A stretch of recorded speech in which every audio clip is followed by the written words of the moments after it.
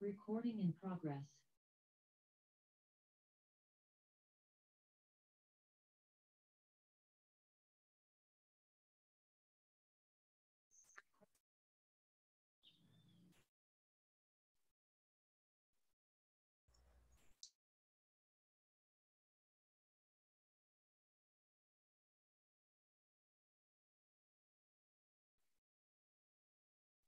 Bien.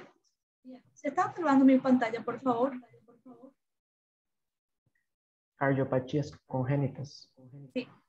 Entonces, de cardio me pidieron para tener un repaso en este caso de las cardiopatías congénitas, ¿cierto?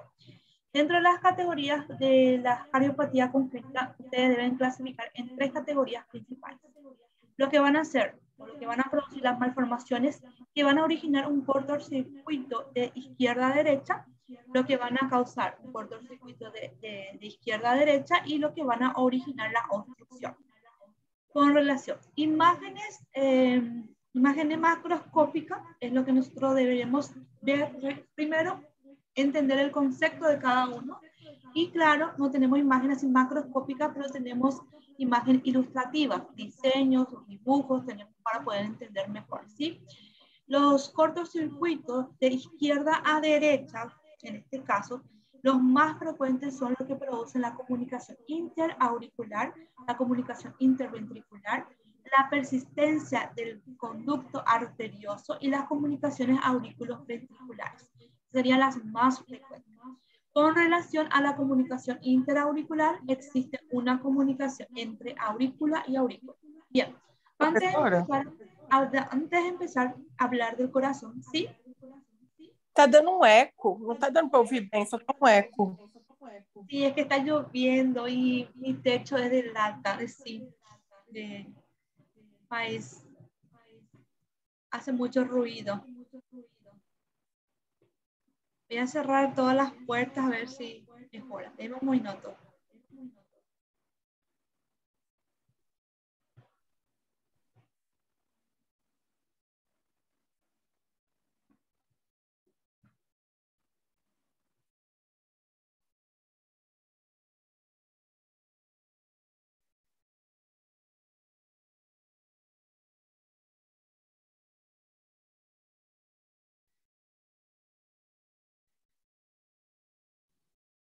¿Ahora? ¿Mejoró? Um pouco. Bueno, vamos a tener que trabajar con la lluvia, en el caso. Bien, hay momentos que vamos a parar porque hay momentos que llueve más fuerte, hay momentos que acá escampa. Y ojalá que no se vaya la luz, ¿sí? Porque acá cuando llueve se va la luz. Creio que há alguém com o microfone aberto, doutora. Aí, quando a senhora habla no microfone da pessoa também. Ah, ya retumba. Voy a mirar quiénes son los micrófonos abiertos. Gustavo creo que es. El phone de Gustavo. Bueno, ahí estoy bloqueando también a él, ¿sí? Bien, ¿ahora mejoró? Sim. Da, muy bien. Bueno, para poder entender estos procesos o estas malformaciones debemos recordar un poquito del corazón. Con relación al corazón, recuerden que el corazón se encuentra en el mediastino, ustedes saben que se encuentra en el mediastino medio y claro, está formado por capas, ¿verdad? La capa principal es la capa muscular en este caso, ¿sí? Entonces vamos a hablar de las capas. De adentro para afuera, ustedes saben que el corazón está formado por un endocardio, un miocardio, y un epicardio o conocido como pericardio visceral, ¿sí? El corazón es un órgano hueco, en este caso, de los cuales presenta cavidades y esas cavidades están divididas, por decir, por los tabiques interauriculares y separados también por las válvulas, ¿sí? Entonces, aquí vamos a observar nuestro corazón, ya podemos observar la comunicación entre aurícula y aurícula, pero vamos a tratar de hablar un poquito de cada una. Entonces, esto sería nuestra aurícula derecha, esto es nuestro tabique interauricular y esta es nuestra aurícula izquierda. Entre una aurícula y un ventrículo, en este caso un atrio y un ventrículo, nosotros tenemos estas válvulas y la válvula a la derecha, la comunicación tiene 3 valvas, entonces tricúspide. A la izquierda tiene 2 valvas, entonces es bicúspide o mitral. Y claro, entre los 2 ventrículos está este tabique grande, que es bien grueso, conocido como tabique interventricular. ¿Sí? Bien, cuando yo utilizo el término comunicación interauricular, hace referencia a que existe un defecto. No se ha desarrollado completamente, o el tejido es incompleto en este caso, que corresponde al tabique interauricular. Entonces, al no estar desarrollado completamente, existe una comunicación entre aurícula y aurícula. Y claro, esto va a desencadenar los que son llamados de soplos. Entonces, es muy importante recordar de eso. Entonces, la comunicación interauricular es un orificio anormal permanente del tabique interauricular y debido principalmente a la formación del tejido que queda incompleta. No debemos confundir con la persistencia del foramen oval. Recuerden que en este tabique hay una membrana oval, hay una fosa oval, y esa fosa oval se cierra con el aumento de presión internamente del corazón, ¿cierto? Entonces, con el primer llanto, esa membrana, este foramen oval debe cerrarse en este caso. Entonces, no hay que confundir la comunicación interauricular con el foramen, la persistencia del foramen oval. Bien, entonces aquí tenemos el agujero oval cuando es permeable o cuando existe la persistencia en este caso, ¿sí? Entonces es muy importante recordar eso. En el examen, la macroscopía es importante. No tenemos imagen macroscópica, pero tenemos imágenes ilustrativas. Entonces, las imágenes ilustrativas son muy importantes para que ustedes recuerden de eso, ¿sí? Muy bien. Luego tenemos la comunicación interventricular. Entonces, la comunicación interventricular, existe un cierre incompleto del tabique interventricular que deja el paso libre de la sangre desde los ventrículos tanto derecho como izquierdo. Y claro, es una de las anomalías más frecuentes del corazón. Entonces tenemos un esquema, una imagen esquemático, donde nosotros podemos observar que el tabique es incompleto, existe la comunicación y la sangre prácticamente es mezclándose. La mayor parte de estas comunicaciones interventriculares están acompañadas con otras patologías congénitas. ¿Cuál es una de ellas que nosotros habíamos mencionado? La tetralogía de Fallot en este caso, ¿sí? De forma aislada se puede observar en este caso, pero solamente corresponde entre los 20 a los 30% en este caso. Bien, luego tenemos el conducto arterioso persistente. Bien, cuando digo conducto arterioso persistente, debo mencionar o debo recordar este conducto. Este conducto, estoy marcando aquí, voy a marcar con el cursor. Este conducto está presente en la vida fetal. Posteriormente, esto se colapsa, produciendo lo que es el ligamento arterioso en este caso. Cuando no se colapsa, no se forma el ligamento, existe la persistencia entonces de este conducto, ¿sí?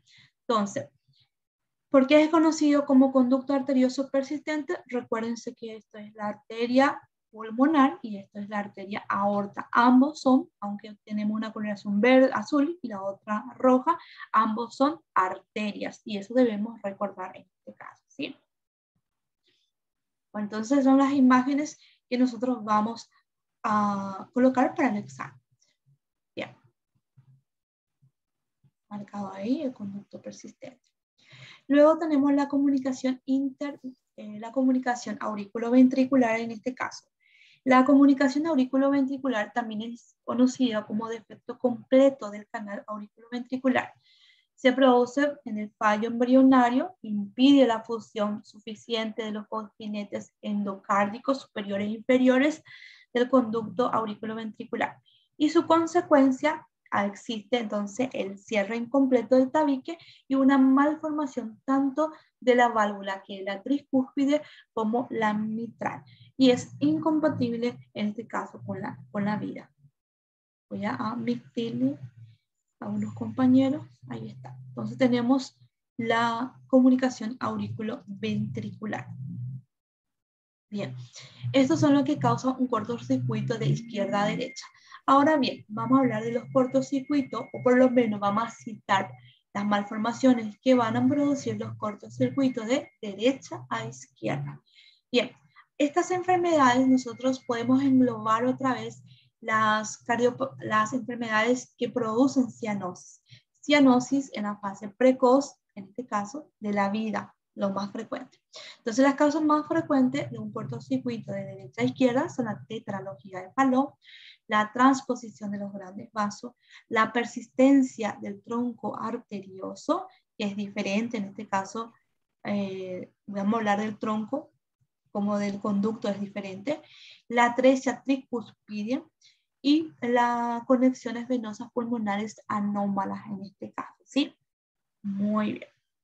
Bien, cuando nosotros hablamos de la tetralogía de Fallot, con relación a la tetralogía hace referencia a que existen 4 malformaciones. Dentro de las 4 malformaciones debemos recordar. Entonces la forma más fácil de recordar es haciendo una imagen esquemática para que puedan ustedes rápidamente tener en cuenta. Entonces, piensen de esa manera. El ventrículo derecho o el ventrículo izquierdo debe ser más grueso. ¿Quién se recuerda si es el izquierdo o el derecho? El izquierdo, ahora está el derecho, pero el izquierdo debe ser normalmente más grueso, ¿cierto? Cuando existe una hipertrofia ventricular derecha, eso es anormal. También podemos observar en esta imagen ilustrativa donde nosotros podemos ver nuestra arteria pulmonar o nuestro tronco pulmonar que está disminuido en su calibre. Esto se debe a una estenosis subpulmonar en este caso, ¿sí? También podemos apreciar que la aorta que debe nacer del ventrículo izquierdo nace principalmente por encima de la comunicación interventricular. Entonces, las 4 características, las 4 malformaciones de la tetralogía de Fallot son: existe una hipertrofia del ventrículo derecho, vamos a ver una estenosis subpulmonar, la aorta va a estar acabalgada, va a estar nace sobre la comunicación interventricular y claro, la comunicación interventricular también podemos observar. Entonces son las 4 malformaciones que debemos recordar. Con relación a la transposición de los grandes vasos. Bien, existe una discordancia del ventrículo arterial. La aorta se va a originar del ventrículo derecho y queda delante y a la derecha de la arteria pulmonar que proviene del ventrículo izquierdo. Estas comunicaciones o estas conexiones suelen ser concordantes. La aurícula derecha está unida al ventrículo derecho, mientras que la izquierda desemboca a la izquierda en este caso. Un poquito.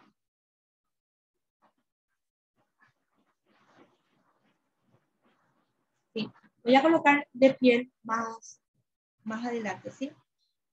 Bien. Entonces, la transposición de los grandes vasos, lo que quiero que ustedes sepan de dónde deben, lo normal, de dónde nace la aorta, de dónde tiene que nacer el ventrículo en este caso.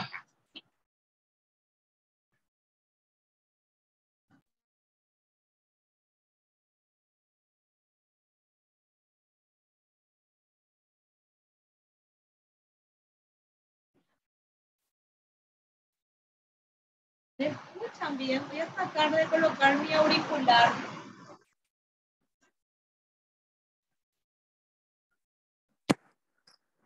Hola. Oi, profe. ¿Me escucha mejor? Sí. Hay mucho barullo. Agora não Agora mais. não. Agora Bueno, não, prof. coloque mi auricular, vamos a ver si funciona. Bueno, vamos a hablar ahora de la persistencia del tronco arterioso. La persistencia del tronco arterioso, ustedes confunden mucho en este caso con el conducto persistente. Quiero mostrar una imagen. Entonces, cuando yo digo conducto arterioso persistente, hago referencia a este conducto donde se comunica la aorta en este caso, ¿cierto?, con nuestro tronco pulmonar. esa pequeña porción donde se encuentra el callado. Cuando hago referencia, la persistencia del tronco arterioso, que sería de donde nace del ventrículo derecho, en este caso, se fusiona ¿con quién? Con la arteria aorta, en este caso, con la porción prácticamente ascendente. Esto es la persistencia del tronco arterioso. Entonces, se debe a un problema durante la separación del tronco arterioso embrionario de la aorta y de la arteria pulmonar. No están separados esos dos troncos importantes en este caso, ¿sí? Y dan lugar a una sola arteria que recibe sangre de los dos ventrículos en este caso, ¿sí? Tanto del ventrículo derecho como del ventrículo izquierdo en este caso. Bien, entonces no confundir en este caso con la persistencia del tronco arterioso con el conducto en este caso. Bien, la atresia tricuspide es la oclusión completa del orificio de la válvula tricúspide. Es denominado atresia tricuspide. Su origen puede ser embrionario, puede dividirse existe una división desigual de los conductos. Existe una válvula. Un momento, por favor.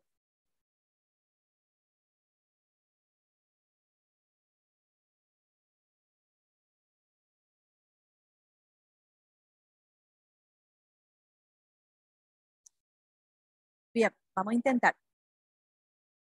Bien, estábamos hablando de la atresia tricuspidia. Con relación a la atresia tricuspidia, directamente donde tenemos que pensar, debemos de pensar en nuestras válvulas tricuspidia en este caso, ¿sí? Porque también existen atresia lo que es de mitral. Entonces, con relación a la atresia tricuspidia, ¿cómo nosotros vamos a encontrar las válvulas? Vamos a encontrar disminuidas. Algunos pueden estar normales porque son 3 hojas o son 3 valvas, que ustedes saben. Algunos pueden estar una normal, otra puede estar poco desarrollada, en este caso puede haber una hipoplasia, en este caso, una disminución, pero existe realmente una oclusión. El orificio de la válvula está cerrada en este caso, ¿sí?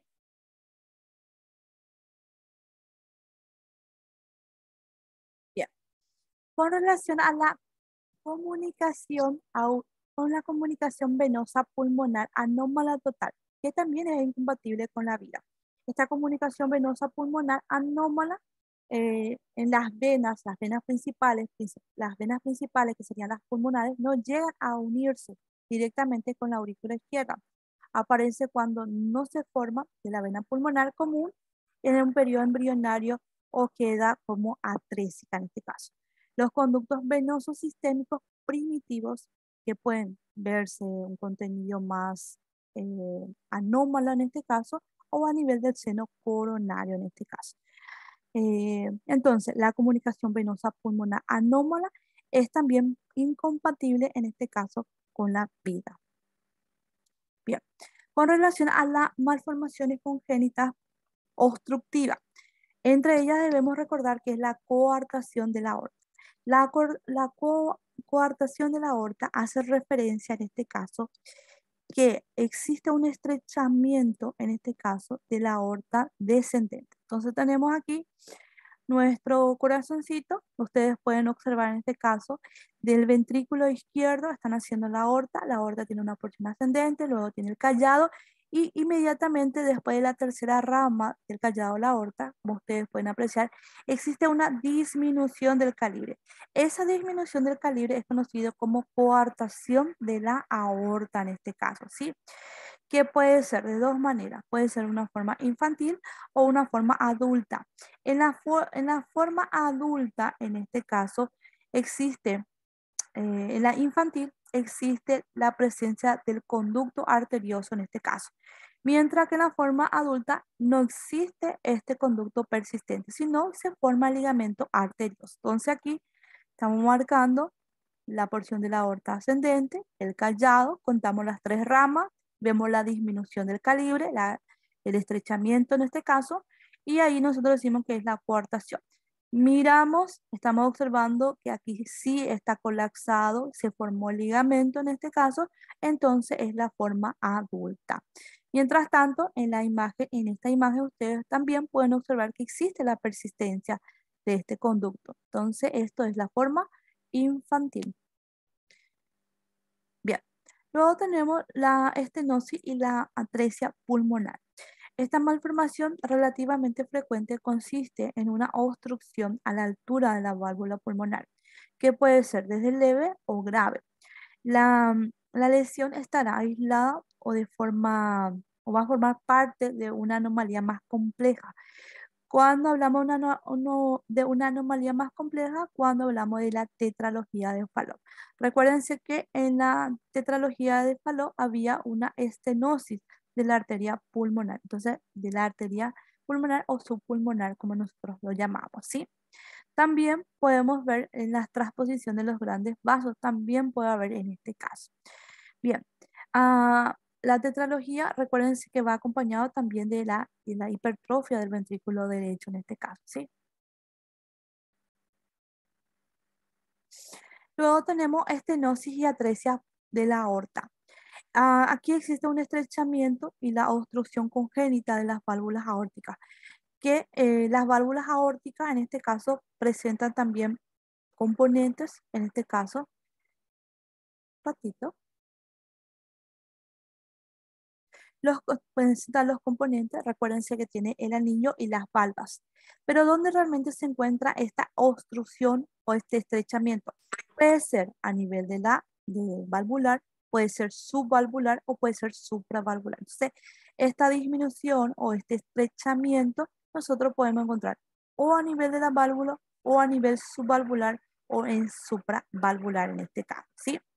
En la estenosis aórtica valvular, las valvas serán hipoplásicas. Significa que van a ser más pequeñas, aunque también pueden ser displásicas, que pueden presentar engrosamiento o pueden ser nodulares, o simplemente anormales en este caso.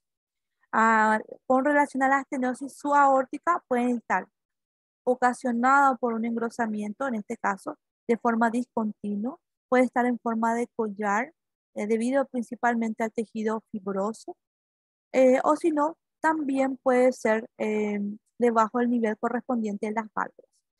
La estenosis aórtica supravalvar es una forma hereditaria de displasia aórtica, la que la pared, en este caso, de la aorta ascendente es mucho más ancha, lo que provoca una reducción de la luz en este caso.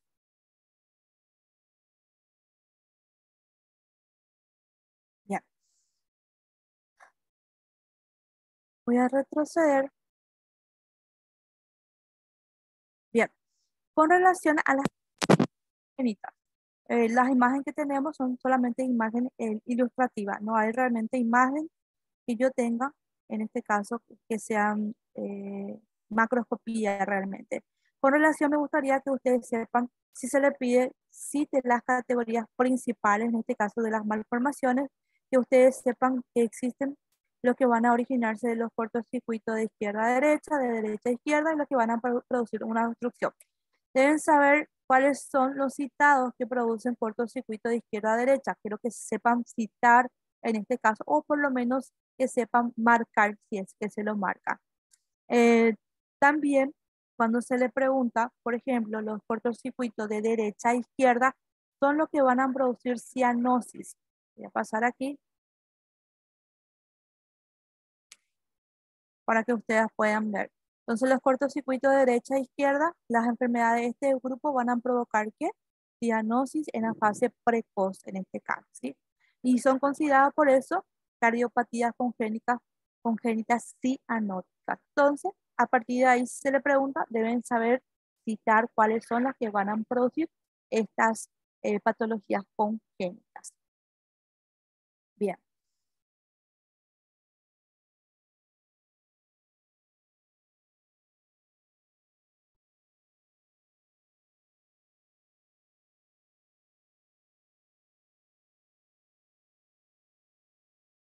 Bien.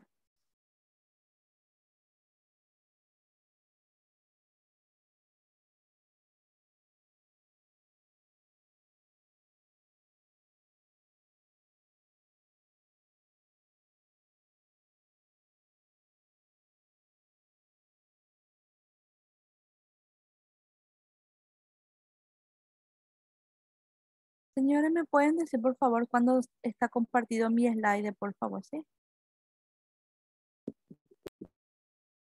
Está compartido, solo está pequeno. Ahora voy a hablar de útero.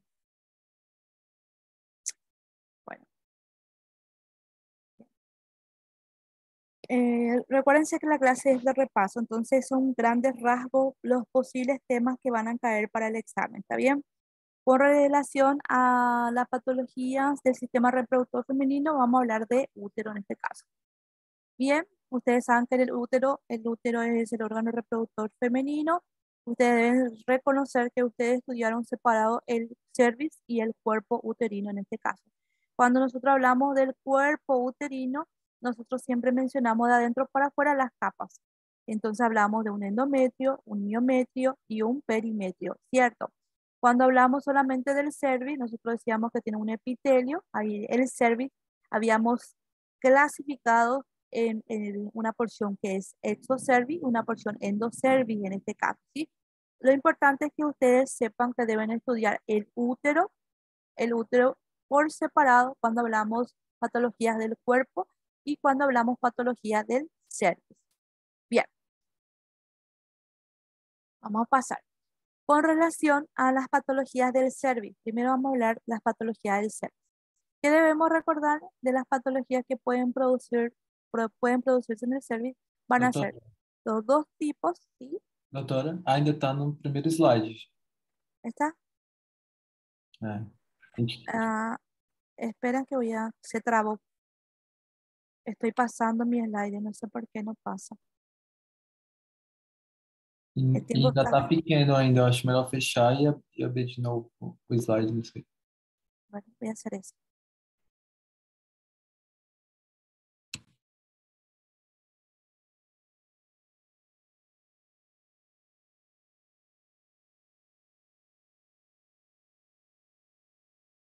Ahora estoy compartiendo otra vez,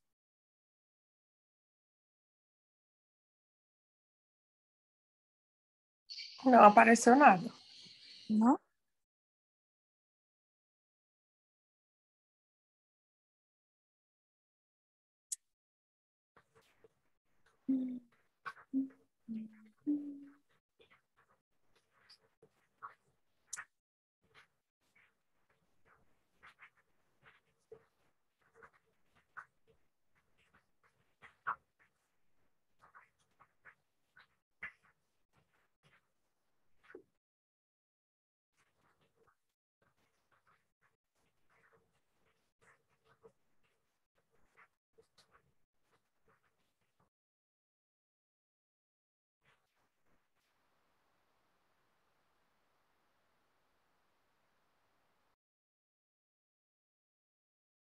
Ahora compartí otra vez. A ver si ahora resulta. Sim, profe. Ahora sí. Só que ainda está pequeno. Tem como dar um F5, doutora, para ficar em tela cheia? Ahora.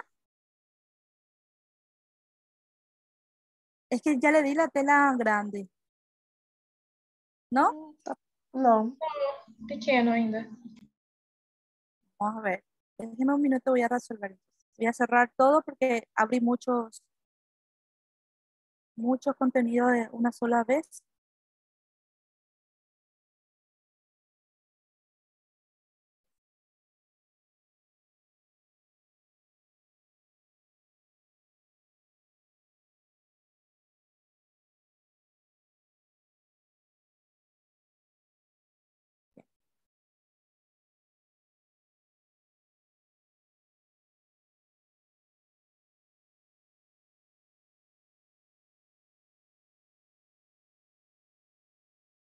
Bien. Ahora cerré y volví a abrir otra vez en este caso, ¿sí? Vamos a ver si aparece mejor ahora.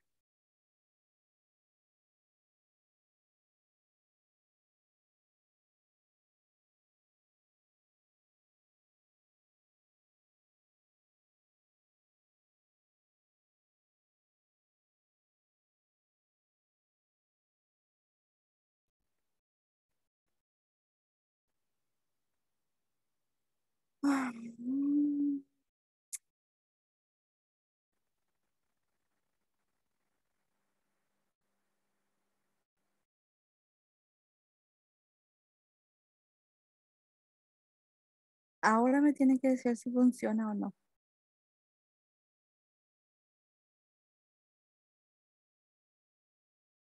Sim, sim, sim. Ay, se ve. Ahora voy a aumentar el tamaño. Todavía no había aumentado.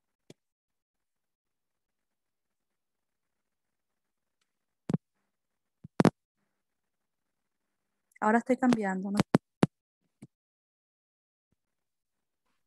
Não está passando. ¿No? Não. Deixa em tela pequena mesmo, prof. Dá para enxergar mais ou menos. Falou que não está passando os slides, colega. Exatamente. Agora tá. É, agora foi. Não, em tela pequena, assim mesmo.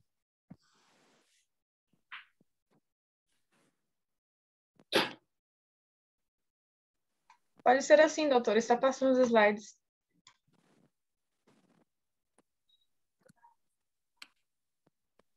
É só clicar abaixo, nesta linha abaixo do slide e puxar para baixo, que aumenta.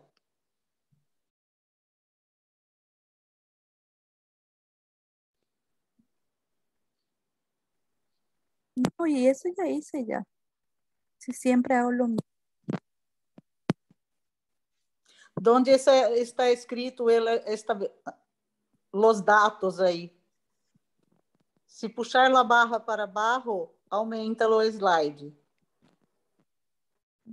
No, está trabando luego. Bien.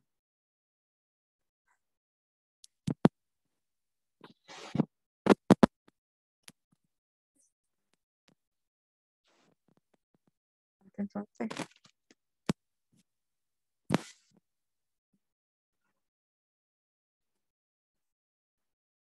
Creio que podemos continuar com slides pequenos mesmo, para não tomar muito tempo. sí, Dá para así. ver. Y bueno, no hay de otra porque no sé qué está pasando.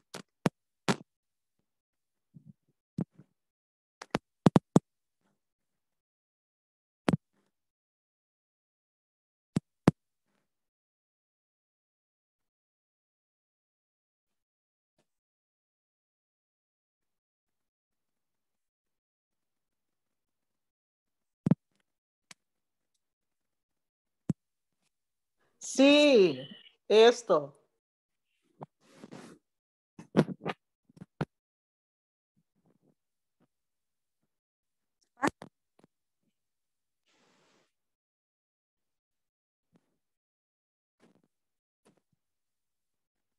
Está pasando. ¿Sabes? Aún não, doutora. Está no primeiro slide. No puede trabajar. Agora sim, agora passou.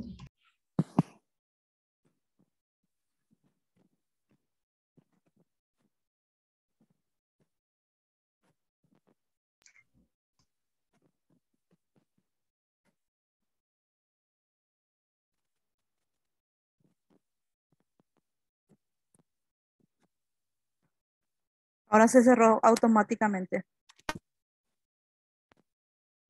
Bueno, un poquito de paciencia, ¿sí? Un poquitito de paciencia.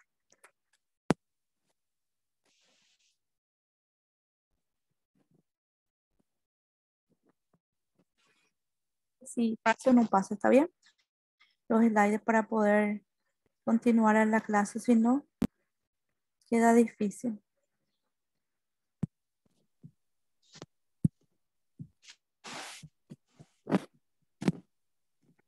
Mi pantalla. Ok, compartilhada.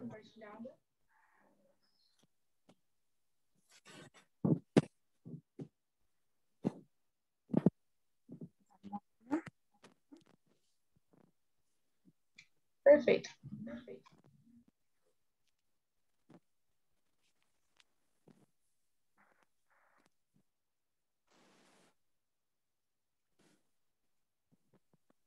Factores de riesgos.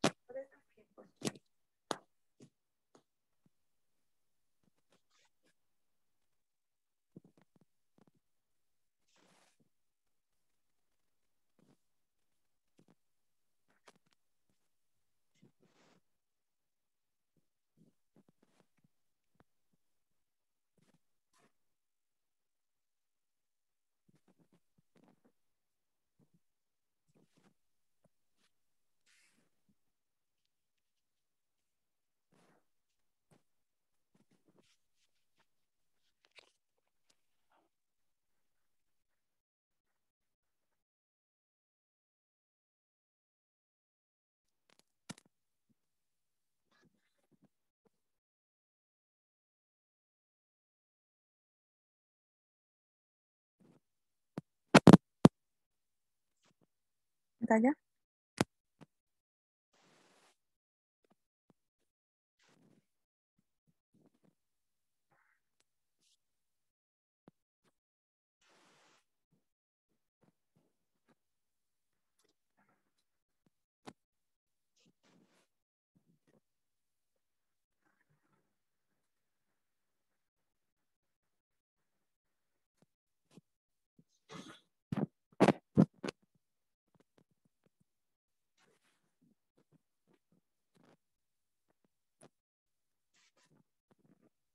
¿Se ve?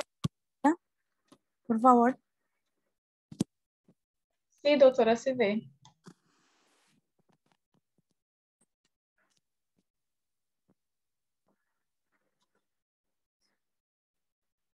¿Qué dice mi pantalla? Fatores de risco, quadro esquemático.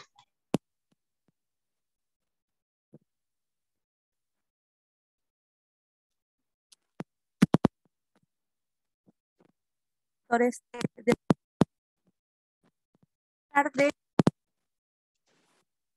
al SERVI en este caso, para que nosotros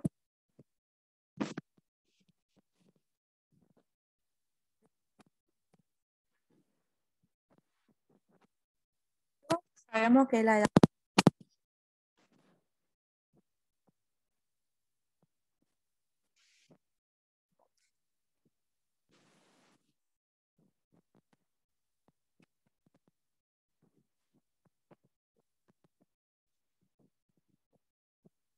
tienen o lo que van a producir.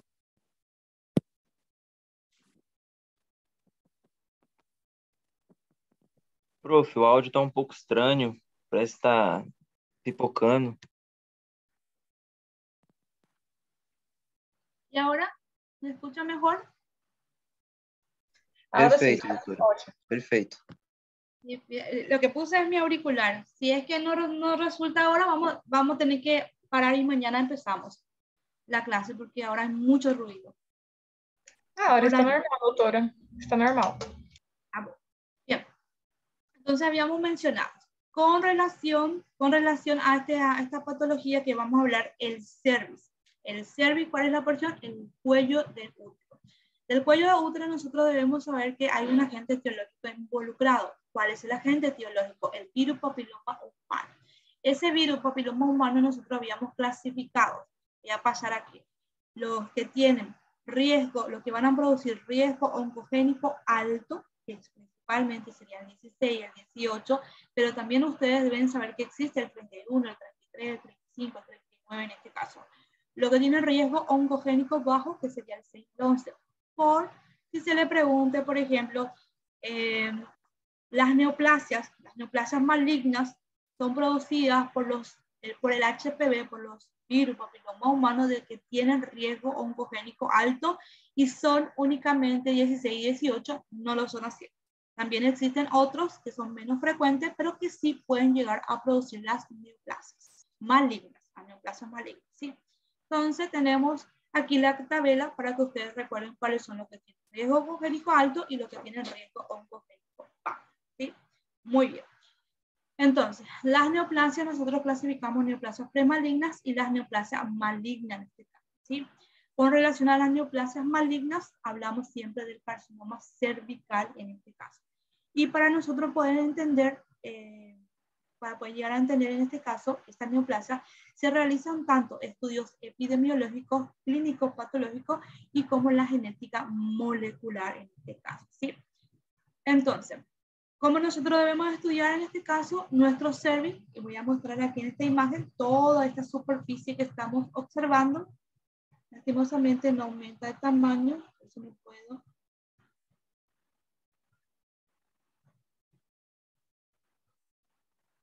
Toda esta superficie que estoy marcando aquí corresponde al exocervix. El orificio, en este caso, el orificio externo, corresponde a nuestro endocervix. ¿Cómo está tapizado? ¿Con qué tipo de epitelio está tapizado el exocervix? Está tapizado por un epitelio estratificado plano sin queratina. Entonces ustedes pueden apreciar en este esquema donde estoy mostrando todo el epitelio que es estratificado plano. desde aquí, desde la porción más distal hasta la porción media, en este caso, donde nosotros encontramos el orificio. El orificio, en este caso, cervical externo. Bien, a partir de ahí existe una zona conocida zona o unión escamo-cilíndrica en este caso. También podemos denominarle como zona, voy a marcar aquí, como zona de transformación en este caso, zona de transformación. Entonces aquí en una figura esquemática ustedes pueden observar, esto sería nuestro cervix, estamos observando el epitelio estratificado, luego hay una disminución, la zona de transformación en este caso, o unión escamosa columnar. Posteriormente empieza ya el epitelio en este caso cilíndrico. También deben llamarle la atención que en la mucosa, aquí en la lámina propia, nosotros encontramos unas glándulas que son características de esa región en este caso, ¿sí? Entonces es importante saber que el cervix dividimos en dos porciones, el ectocervix y el endocervix. Es importante que ustedes sepan esto, ¿por qué? Porque en la porción del exocervix van a ser carcinomas en este caso, ¿sí? Mientras tanto, en la parte del endocervix son adenocarcinomas en su mayoría. Entonces pasamos, vamos a recordar. Bien, otro detalle importante para el examen es que ustedes deben saber que el HPV solamente puede infectar a las células inmaduras. Bien, en las células inmaduras ustedes saben que se llaman células basales. Las células basales que están más presentes corresponden principalmente en la zona de transformación, ¿cierto? En la zona de transformación o en la zona metaplásica inmadura o cilíndrico escamosa corresponde a este sector. Entonces, en esta zona de transformación es el área donde nosotros vamos a encontrar mayor cantidad de células basales inmaduras en este caso, ¿sí? Bien, Doutor, Sim. você pode ir selecionando aqui do lado na barra lateral o slide que você tá, porque não tá passando. Aí se você selecionar, eu acredito que vai passando, entendeu? Dos slides. Isso, assim. Aí? Vai ter que ficar fazendo assim para a gente poder acompanhar. Isso. Lastimosamente, no hay de otra. Bien. Mas dá certo. Ya me estoy poniendo brava. Mas dá certo. Sim, doutora. Tá, vai dar certo, tá bom. Bien, vamos. Mete aire, saca aire, pensando que tiene que salir bien. Bien. Cervix. Esta imagen pueden observar. Esto es el cervix. Lo más periférico que ustedes están observando es la vagina. Recuérdense que uno de los medios de sostén del útero es la vagina. Bien. Luego que dije que la porción es importante saber, aquí la porción más marcada, que ustedes corresponden al epitelio estratificado en este caso, porque ahí van a formarse los tumores y esos tumores van a ser neoplasias malignas que van a ser los escamosos, carcinomas escamosos en este caso. Sin embargo, en la parte del endocervix nosotros encontramos ya glándulas. Entonces paso a la siguiente imagen, ¿para qué? Para que ustedes puedan observar. En el cuadradito está marcando en este caso donde ocurre la unión escamosa columnar, conocido también como la zona de transformación en este caso, o simplemente de metaplasia. Por debajo, en la lámina propia, ustedes observan las glándulas. Cuando surgen las neoplasias malignas, surgen de las glándulas, y es conocido como adenocarcinoma en este caso. ¿Sí? Por eso es importante recordar. También habíamos hablado que el HPV, el virus papiloma humano, el que va a producir carcinoma, el que tiene riesgo oncogénico alto, que sería el 16 y el 18 en este caso, ellos solamente pueden infectar a las células inmaduras. Las células inmaduras, ¿cómo se llaman? Células basales. Donde nosotros encontramos estas células maduras desprovistas y bien llamativos en la zona de transformación. Entonces, aquí le puse un esquema donde la zona de transformación está pintado de una coloración lilácea, ¿sí? Entonces, el HPV no puede infectar a las células escamosas superficiales maduras que cubren tanto al ectocervix, a la vagina o la vulva. Pero ¿cómo llegan a haber tumores en esa zona? Porque tiene que haber una lesión.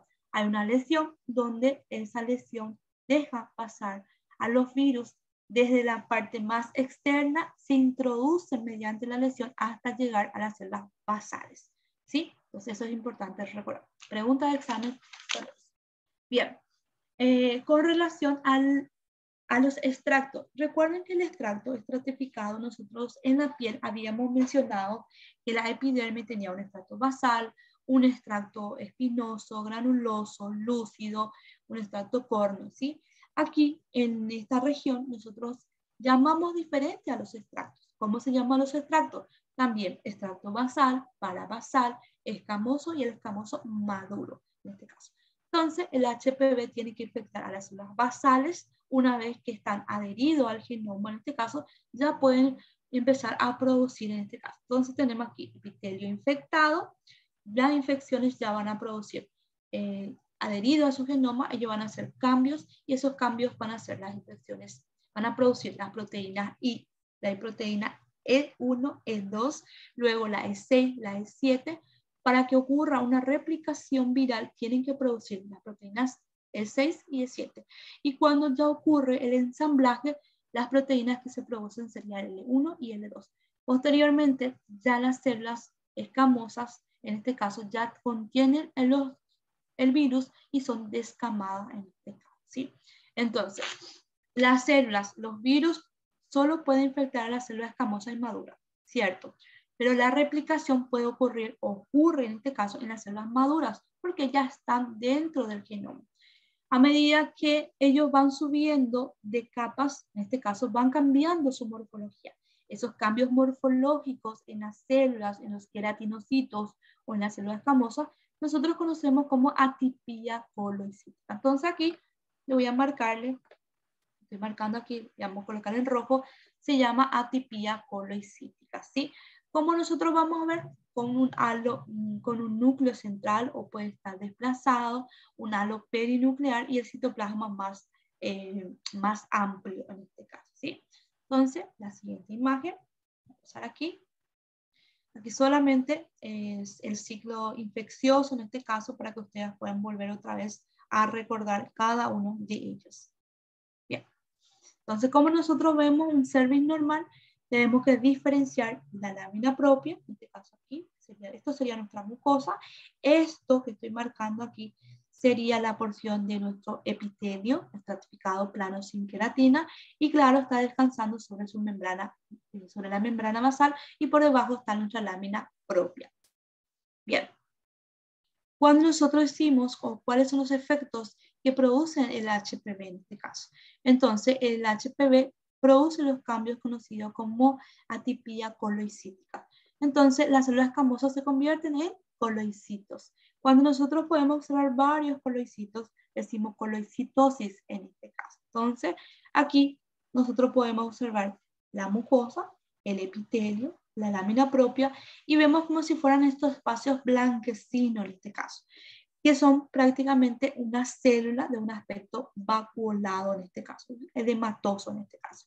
Entonces, a un mayor aumento en este caso, que yo necesito encontrar las células modificadas. Entonces, ¿cómo van a ser mis células? Más gorditas, edematosas, un núcleo central, aunque puede estar desplazado, y tiene ese halo perinuclear, ¿sí? Entonces, son los importantes para recordar. ¿Dónde se hace más evidente ellos, este cambio coloicítico? En las partes más superficiales. Entonces, en las capas más superficiales podemos encontrar la mayor cantidad de los coloicitos o las coloicitosis. Muy importante recordar ese término. Bien, aquí estamos viendo una metaplasia escamosa. Cuando yo digo metaplasia escamosa del cervix, ¿qué parte del cervix estoy pensando? Inmediatamente tengo que pensar en el endocervix. Recuérdense que en el endocervix, en este caso nosotros encontramos en la lámina propia, nosotros encontramos las glándulas. Y las glándulas están tapizadas o están formadas por un epitelio cilíndrico. Cuando yo utilizo el término metaplasia, significa que estoy diciendo que se ha cambiado de una célula madura por otra célula madura en este caso. Entonces, aquí la imagen entonces dice que esta glándula endocervical, que debe tener un epitelio cilíndrico, esta pequeña porción corresponde al epitelio cilíndrico y van cambiando, en este caso, por un epitelio estratificado, donde muestran otro asterisco en este caso, ¿sí? Recuérdense que la metaplasia es un proceso reversible.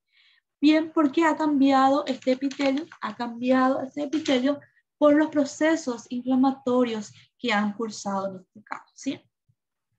Bien. Ahora vamos a empezar a hablar de las neoplasias, con relación a las neoplasias. La forma más clásica de haber estudiado y la forma más simple de poder entender, habíamos hablado nosotros de las displasias. ¿Recuerdan cuando decíamos displasia? En la displasia utilizamos ese término cuando hablamos de un epitelio estratificado plano con queratina o sin queratina, ¿cierto? Pero un epitelio que es estratificado. Ese epitelio estratificado nosotros decíamos que tenía displasia. La displasia hacía referencia a que había una pérdida en la arquitectura. El orden de la maduración de las células ya estaban alterados. El crecimiento o la ubicación de cada célula ya estaba alterado. Y esto principalmente era debido porque existía una pérdida en la polaridad basal, en este caso. Decíamos que la displasia leve era leve cuando afectaba solamente las capas más superficiales. Decíamos que moderada era cuando afectaba 2/3 de la capa.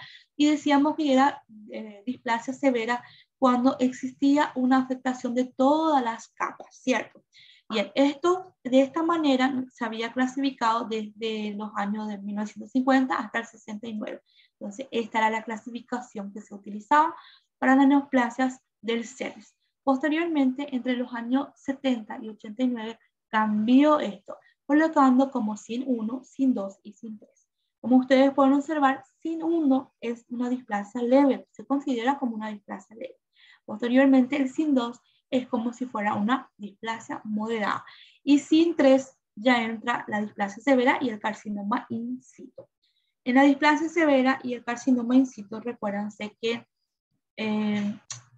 dice la literatura que prácticamente en el carcinoma dice que existe una afectación de todo el grosor y no encontramos ni una célula benigna o ninguna célula sana, por decirlo. Mientras que en la displasia severa podríamos encontrar algunas que otras células todavía presentes. Entonces, eso sería más o menos la diferencia. Pero, teniendo en cuenta, displasia y carcinoma ya están englobados en uno solo. Desde el año 90, ya nosotros utilizamos SIN de bajo grado y SIN de alto grado. Como ustedes pueden ver en esta tabla, dice SIN de bajo grado es como mi SIN 1 y es como mi displasia leve. Entonces, significa que esto es reversible para mí y a partir SIN de alto grado es irreversible para mí, ¿sí? ¿Qué significaba SIN? SIN significaba lesión escamosa intraepitelial. En este caso, cuando decía SIN, en este caso decía neoplasia cervical intraepitelial de bajo grado, neoplasia intraepitelial de alto grado sería en este caso, ¿sí? Bien. Y aquí para ver cada una de ellas cuáles son las características a tener en cuenta. Entonces, ¿qué yo espero encontrar en la displasia leve? En la displasia leve yo espero encontrar en este caso principalmente un condiloma acuminado. Cuando yo pienso, ¿se escucha? Sí.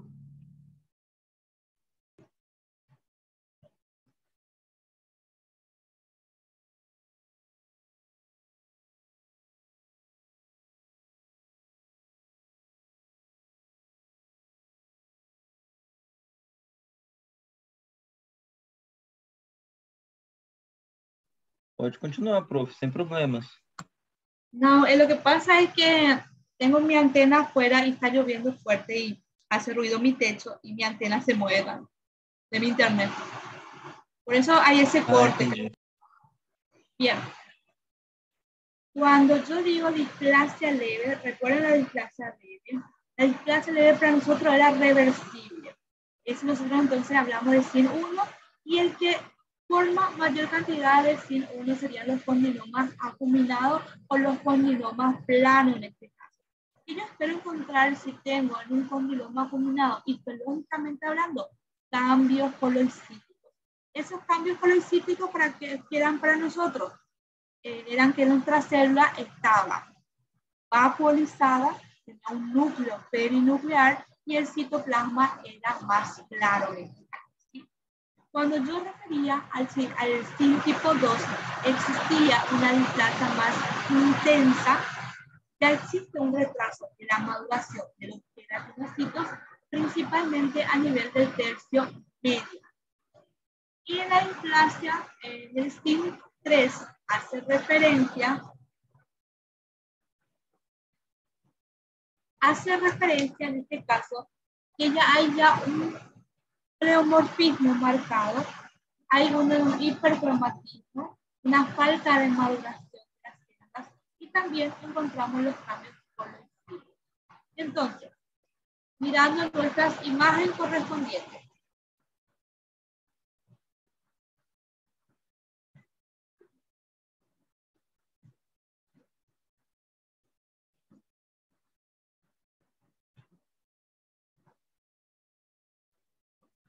Señores, va a ser imposible dar la clase acá, que ahora está lloviendo más fuerte.